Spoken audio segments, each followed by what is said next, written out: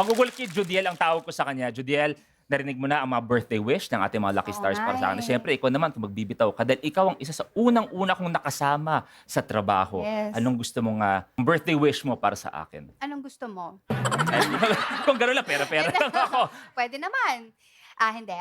Seriously, kung ano man yung mga ninanais ng puso mo, sana magkaroon ng katuparan sa buhay na ito.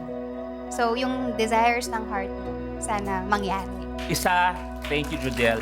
Isa sa mga pinapangarap ko gabi-gabi, pinagdarasal ko gabi-gabi, ay matanggal na po si Negi sa Deal or No Deal.